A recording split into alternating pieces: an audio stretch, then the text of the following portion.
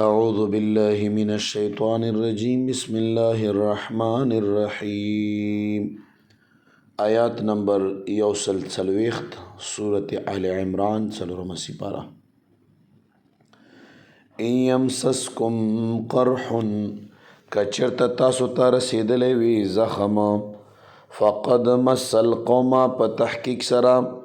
رسیدلی و قوم کافر ته قرح زخم مثله په شان د دی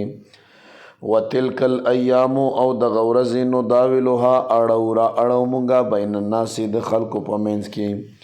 وليعلم الله او د دې دپاره چې جدا کی الله تعالی الذین آمنوا هغه کسان چې یقین کړی دی ويتخذ منکم شهداء او ونیسی په تاسو کې شهیدان والله او الله تبارک وتعالى لا يحب الظالمین محبت نه کوي د ظالمانو سره وليمحص او د دې دپاره چې پاک کی الله تعالی الذین هغه کسان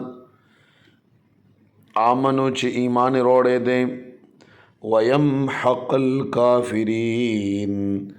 او هلاک کی کافرانو الله پاک فرمای غزوه احد کې تاسو ته زخم ورسېدو او یا کسان شهیدان شول خو د دې نه وړاندې د کافرو تم زخم رسېدلی و هغه هم مردار شوي وو او یا مردار کړل او یا جیلیان کړل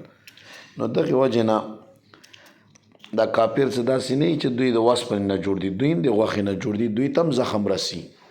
دوی تم درد رسی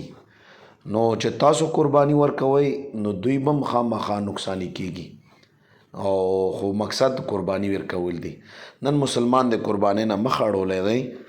ځکه مسلمان ته تکلیف رسیږي ښه ډیر او کافر ته